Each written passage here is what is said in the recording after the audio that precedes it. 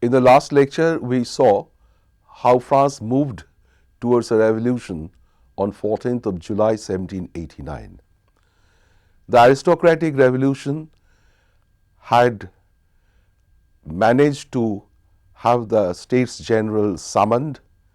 The bourgeois revolution transformed the States General into the National Assembly, but the revolution would have been lost without the intervention of the popular elements both in the urban and the rural areas.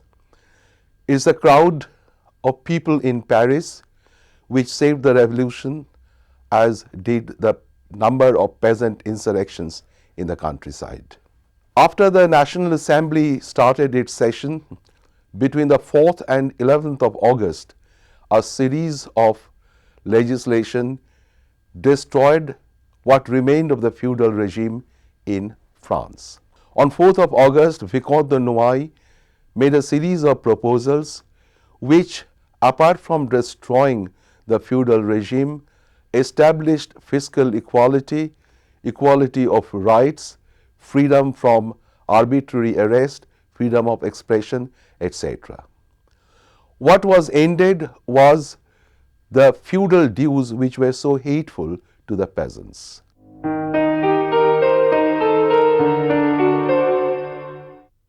On 26th of August, the Assembly declared the Declaration of the Rights of Man and Citizen. It was a noble document on which the French Revolution and the working of the Constitution were to be based.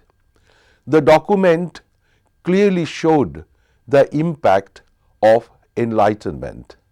We had in the first lecture looked at the role of enlightenment in the French Revolution. The ideas of men like Rousseau, Voltaire, Montesquieu, Diderot had come out very clearly in the assertion of the principles in this declaration. The declaration had 17 articles.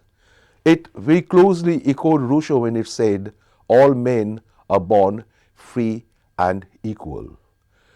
Some rights were described as imprescribable rights. These were liberty, equality, freedom from arbitrary arrest, freedom of expression and of the press, the right to own property. In fact, the right to own property was described as sacred, inalienable, and inviolable. The document also talked of the separation of powers amongst the executive, the legislative, and the judiciary, echoing here the ideas of Montesquieu. Law was to be enacted by an assembly which would be elected by the people, and law would be an expression of the general will. Sovereignty would reside in the nation, meaning the entire people, not on the king. So an entire new basis was created for the restructuring of France politically and legally and constitutionally. As Lefebvre has put it, proclaiming the liberty, equality, and national sovereignty, the document virtually announced the death of the old regime, which had already been put to an end by the intervention of the popular elements in France. It is important to note that this was considered by Michelet, an historian of the 19th century, as the credo of a new age. The king accepted neither the declaration nor the proposals for change which were mooted between 4th and 11th of August.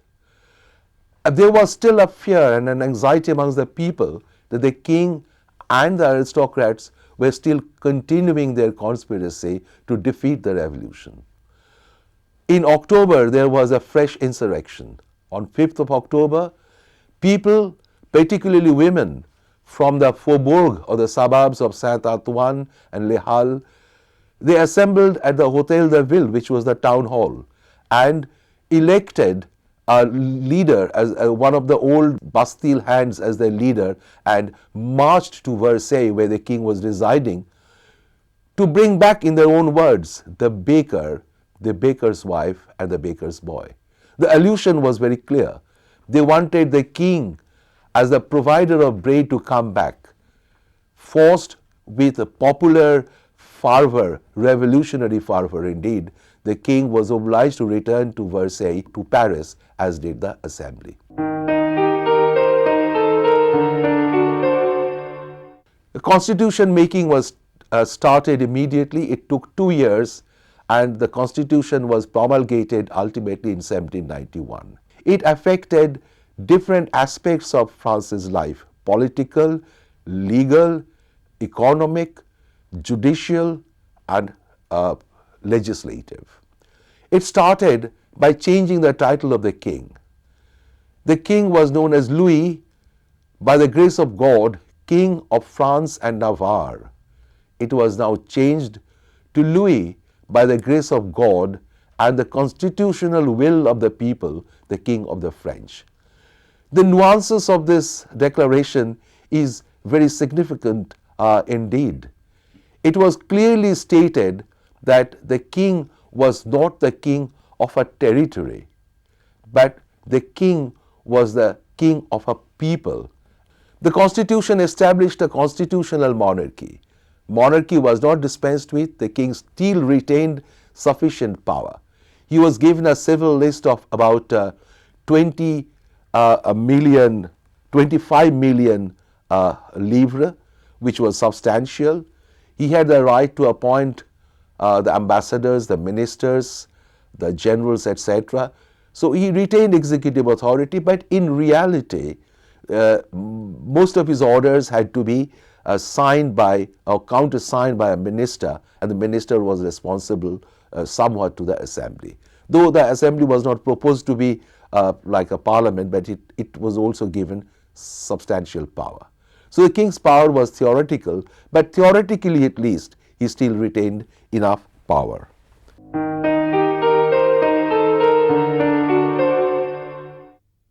We come to the legislature. There would be a single chamber legislature. It would be called the Legislative Assembly.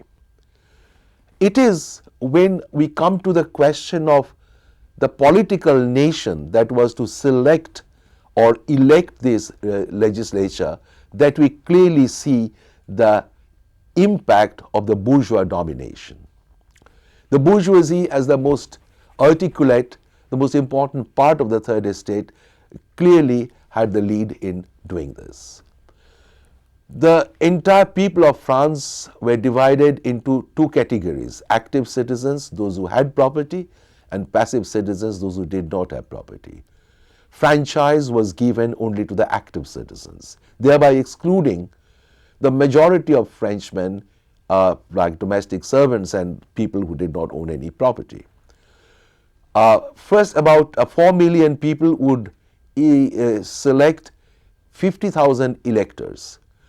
To be a voter at the primary level, one had to pay at least 3 days' wages as tax. To become an elector, that is to be one of the 50,000, one had to give at least 10 days' wages as tax. And to become a deputy, that is a member of the assembly, one had to pay at least 50 livres per annum as taxes. As Marat had said, the aristocracy of birth was indeed substituted by the aristocracy of wealth. So the constitution provided for a monarch and an assembly which would be elected by a section, the propertied section of French men. Women, of course, had no right to vote. The legal system was to be changed in the sense that there would be no longer arbitrary arrest of people. People would have the right to defend themselves. The judges would be elected. There would be a justice of the peace in every canton. There would be 2 appeal courts at the national level.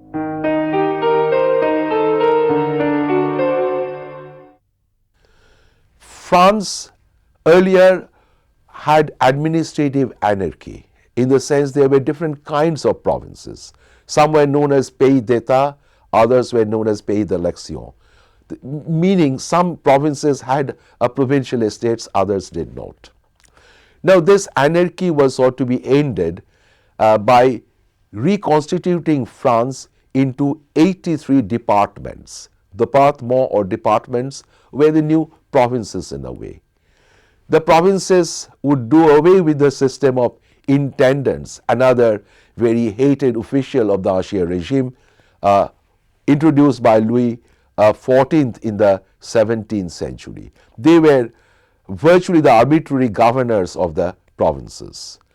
The provinces will have a general council, an executive council, and a procureur general.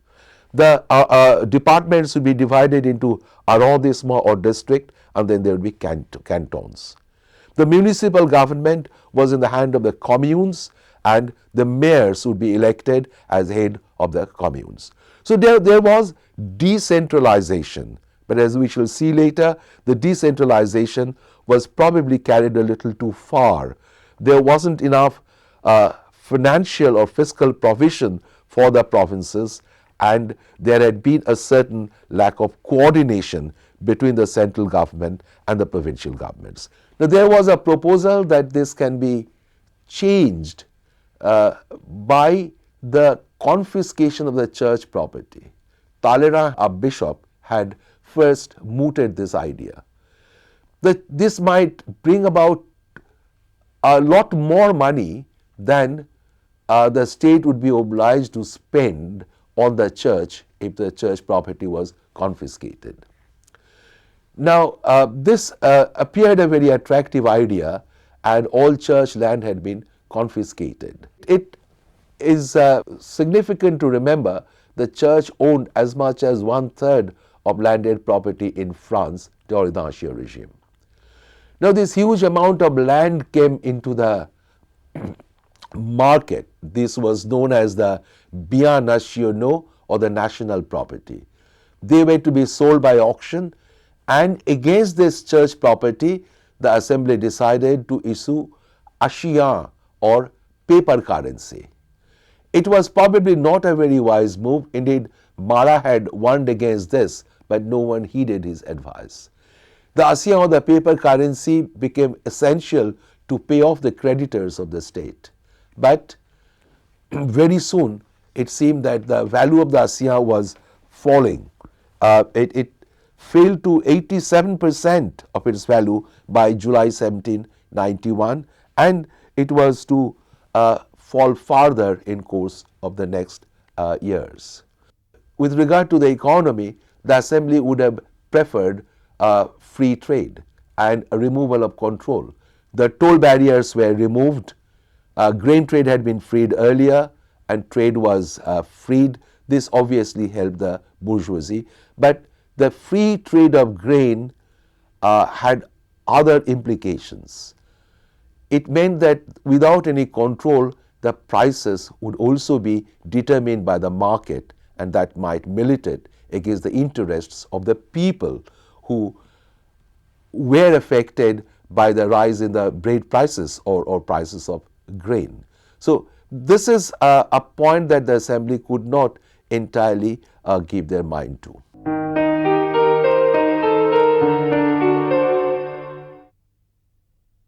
Coming to the church, there was a degree of anti-clericalism, even anti-Christianity sentiments amongst the revolutionaries. Voltaire's severe anti-clericalism influenced some of the thinking of some of the revolutionaries. Now, the church property had already been taken. Now they introduced what was known as the civil constitution of the clergy. This virtually turned the church into a department of the state. Church did not have any property, therefore the salaries were to be paid by the state. The Pope's connection was totally disowned. There would no longer be 135 bishops, but only 83 corresponding to the 83 departments. The bishops in the provinces would be anointed by the bishop of the capital, and the other bishops would anoint the other priests. There would be no archbishop. The clergy was called upon to take an oath to the constitution. This actually had the impact of dividing France religiously down the middle. A whole lot of people refused to take the oath. Those who took the oath came to be known as the constitutional clergy or the juring clergy. Those who did not take the oath came to be known as the non-juring clergy or the refractory clergy. The Constituent Assembly and thereafter Legislative Assembly made repeated attempts to force the clergy to fall in line, but a section of the non-juring clergy or the refractory clergy remained outside the revolution and indeed got merged with the counter-revolutionary movement, which, though not very strong, persisted right through the revolutionary period and occasionally posed a threat to the revolution.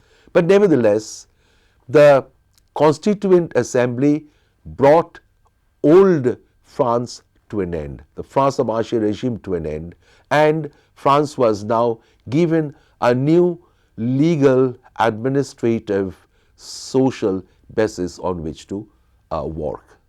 What is significant is that career was open to talent. Birth would not either qualify or disqualify anyone from any office. It marked very definitely the end of the special privileges which the upper orders enjoyed earlier.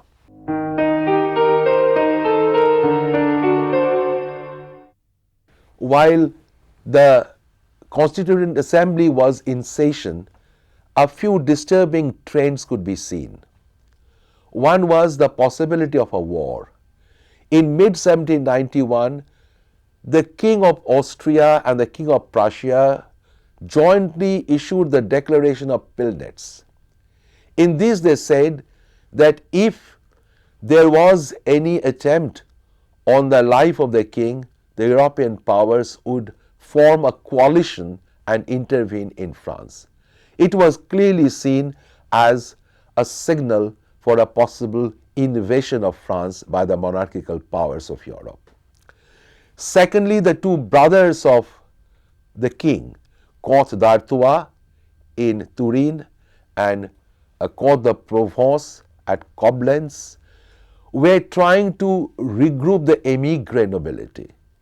The émigré nobility were those aristocrats who started leaving or migrating from France after the success of the revolution. They were quite a handful.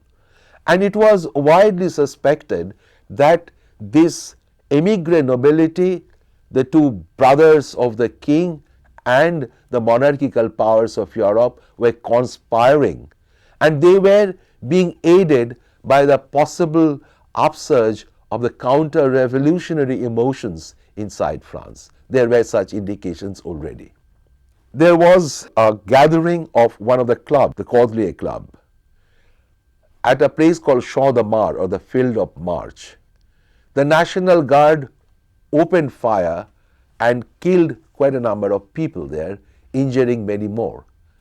Now, it indicated that that stability, political stability, had not yet been achieved in France, that the revolution still had reason to fear from counter-revolution, from monarchical aristocratic conspiracy. And this is how it continued. War had virtually started, and in 1792 there was, in April, there was a declaration of war. Now, while on the one hand we have seen there was this fear of conspiracy of the émigré nobility and the monarchical powers, on the other hand, inside France there was a degree of radicalization. The people who had really propelled the revolution towards success were watching closely. The faubourgs or the suburbs were buzzing with activity. The sections of Paris and the Commune, they were the hub of revolutionary activity of the revolutionary people of France at least. Marat, Jean-Paul Marat's journal, L'Ami du Peuple, the friend of the people, or Jacques Hébert's Le Père Duchesne, the father Duchesne. These were very popular newspapers and were propagating radical views about this time. The Parisian crowd also mingled with each other and with the leaders in the various clubs and political societies that had come up. And it had been, for example, the Jacobin Club, the Cordelier Club, and the other club. What really catalyzed the whole thing was the king's attempt to flight. He tried to leave France, was caught with his family at Varennes, and was brought back. Now, in the assembly, there were three groups, the Girondins and the Mountains. The Mountains were called mountains because they occupied the high benches. Now, and in between them were the plains. The Mountain were the radicals. They were with they had the support of the people, the Jacobin Club particularly. And now economic crisis was continuing. The king tried to leave France. The war was continuing. The war had started well for France, but very soon it started going against France. It is around this time that the people decided to act once more. There was an insurrection on 10th of August. The radical sections of Paris, they got together at the Hôtel de Ville or the town hall and decided to create the Revolutionary Commune. That was the municipal government of Paris. The assembly was forced to recognize it, and on 10th of August, they attacked the Tuileries Palace. The king left the Tuileries Palace and took refuge in the assembly chamber, and the assembly decided to suspend the king for the moment. Thus, this insurrection of the 10th August was a culminating point of the revolutionary mobilization of Paris and a response to the fear that the revolution was being threatened by royalist conspiracy. The king's decision to try and flee France had really brought this together. The economic crisis was continuing, and there was a gradual radicalization of politics in Paris at least. There were echoes of this in the provinces as well. The Girondin ministry was still in power, but actually gradually the entire authority came to the hand of the Paris Commune, the Revolutionary Commune. And it's the left-wing, the Mountain or the Jacobin deputies who were calling the shots now. They tried to take action against the émigré nobility, saying that they must return or their land would be confiscated. They once again passed a law asking the people, the non-juring clergy, to take the oath again, otherwise the action would be taken against them. The king vetoed all this, and that was the last straw. It was now decided to destroy the monarchy and overthrow the monarchy and to establish a republic in France. A new assembly would be elected. It would be known as the National Convention. It would be elected on the basis of universal adult male suffrage, all people, not based on property, not property based franchise, but universal adult male suffrage. And on 22nd of September, the monarchy finally came to an end. France became a republic, and 22nd September was to mark the beginning of a new calendar really. It was the year one of the year of the republic. So the revolution had, as it were, turned the full circle. What started as a movement not against the monarchy, but now consumed the monarchy as the revolutionary ideas and revolutionary enthusiasm propelled the revolution towards a republican solution. With the fall of the monarchy, the revolution, it is possible to suggest, entered a new phase. It was still at war with Europe. The war had to be brought to an end, but also the revolution had to be successfully organized now.